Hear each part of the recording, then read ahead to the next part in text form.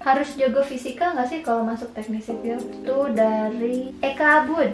Oke Abud, makasih ya Kak pertanyaannya. Ini pertanyaan umum juga yang banyak orang tanyain teman-teman. Lebih baik saya berbicara dari diri saya sendiri ya. Contohnya gitu. Saya adalah pribadi yang awalnya memang nggak begitu suka fisika atau eksak. Saya memang tidak begitu suka eksak teman-teman. Tapi saya lebih suka ke pemetaan atau gambar perspektif bangunan, rumah atau gedung. Seperti saya yang dibilang di awal, modal satu itu pun cukup kalau kalian memang effort di situ. Dan kalau kalian memang suka di fisika atau jago di fisika ya itu lebih baik lagi gitu. Tapi kalian kalau dibilang harus jago, saya beranggapan tidak harus jago gitu. Tapi kalian punya effort di salah satu 3 yang tadi saya sebut, matematika, fisika, atau gambar. Itu cukup jadi modal untuk masuk teknik sipil. Oke, kesimpulannya harus jago fisika apa enggak? Itu akan kalian pelajari mau tidak mau kalau misalnya masuk teknik sipil gitu. Tuh. Apakah harus jago apa tidak? Kalian tanya diri kalian sendiri. Kalian mau pelajarin apa enggak? Kalian mau jalanin itu apa enggak gitu ya? Karena selama ini kamu pun gak suka fisika, tapi kamu mau jalanin itu di jurusan kamu dan baik-baik aja ya. Kamu bisa lewatin itu.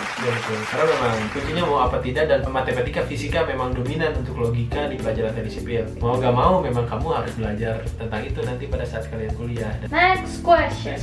Dari Ardi_Ansya 420. Bang, kalau BWP bisa nggak kuliah di jurusan teknik sipil? BWP, oke, BWP itu biasanya buta warna parsial. Oke. Saya jawab dulu singkatnya, tergantung kampus. Tapi di sini saya mau jelasin dulu nih sebelum lebih jauhnya bahwa pekerjaan teknik sipil itu di bagian pemilihan warna atau penggunaan warna atau kita harus begitu tahu warna itu nggak begitu dominan sebetulnya, karena kita lebih cenderung lebih banyak ke eksak, perhitungan dan pembuatan gambar, straight line drawing gitu, maksudnya lebih ke gambar garis gitu, gambar garis banyaknya tidak berwarna, grayscale atau monokrom, lebih kayak gitu.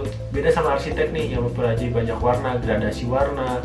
Cat pun contohnya nih, misalkan hijau toska, misalkan biru muda, biru langit, biru laut. Kalau arsitek kan kayak gitu. Kalau struktur itu atau teknik sipil itu tidak begitu banyak dominan ke warna, tapi kita harus lebih ke hafalan, misalkan mutu suatu baja atau mutu beton apa, mutu baja apa, lebih ke angka sih sebetulnya. Ya karena itu balik lagi ke kampus mana yang mau kalian daftar ya. Contohnya di sini saya mau kasih contoh. Ada Politeknik Negeri Bandung, saya sudah riset ya teman-teman. Jadi persyaratan SMB Polban 2020 ini dia mengharuskan khusus bagi pendaftar yang memilih bidang rekayasa. Jadi di Polban ini ada bidang rekayasa dan non rekayasa. Jadi ada 2 kategori ya teman-teman. Rekayasa itu termasuk jurusan teknik sipil. Di dalam peraturan SMB Polban ini disebutkan khusus bagi pendaftar yang memilih bidang rekayasa wajib mempersiapkan surat keterangan tidak buta warna, baik buta warna total maupun buta warna parsial. Ini peraturan dari SMB Polban teman-teman. Saya akses di situs resmi Politeknik Negeri Bandung polban.ac.id. Contoh yang kedua, untuk kalian tahu teman-teman sebagai pembeda, ada Universitas Gadjah Mada. Saya akses di situs resminya juga ugm.ac.id. Disebutkan bahwa untuk jurusan teknik sipil syaratnya adalah tidak boleh buta warna keseluruhan, tapi boleh buta warna parsial. Nah, jadi balik lagi kesimpulannya teman-teman bahwa persyaratan buta warna parsial itu tergantung fakultas atau kampus yang kalian tuju. Jadi kalian jangan lupa cek dulu kampusnya sebelum kalian mendaftar. Kira-kira kenapa ya kalau yang rekayasa itu nggak boleh BWP? Kira-kira kenapa yang rekayasa? Contohnya tadi di Polban berarti ya. Kenapa rekayasa tidak boleh di BWP?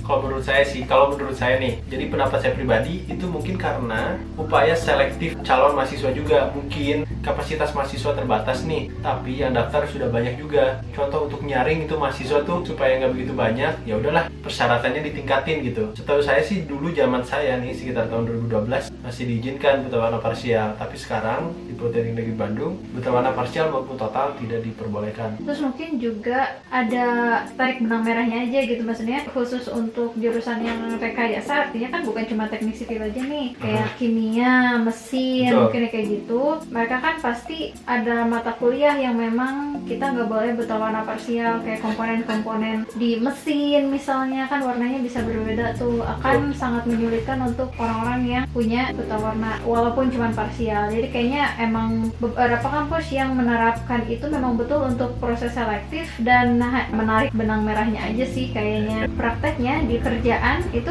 nggak ada requirement untuk jangan buta warna ya.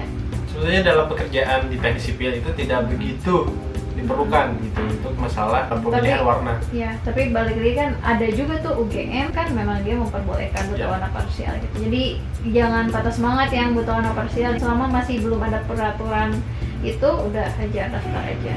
Tetap semangat untuk kalian yang coba daftar ke kampus jurusan teknik sipil. Jangan lupa cek dulu kampusnya di websitenya masing-masing kampus. Dari penanya yang sama juga nih, Ardi Ansya 420, dia bilang Oke. katanya di internet itu bisa untuk tidak BWP, tapi pas pendaftaran tetap tidak boleh segala macam. Jadi kita sih saranin untuk selalu update ya, Betul. untuk Dan selalu update di websitenya. Dan satu hal lagi nih, untuk akses internet teman-teman, cobalah apapun juga cari official websitenya. Jangan kalian kutip misalkan nih blog seseorang atau website seseorang, karena itu bisa beda teman-teman. Atau misalkan aja dari Twitter yang kita belum tahu kebenarannya itu, dan mungkin itu update tahun berapa, kita harus lihat juga. Jadi intinya coba cari official website atau website resmi. Kalau kalian masih belum nemuin di website resmi itu, coba kalian cari kontaknya. Kalian bisa telepon aja langsung ke bagian kemahasiswaan atau administrasi kampus. Itu lebih tepat lagi teman-teman. Hal yang paling utama, carilah informasi yang resmi dan tepat. Oke?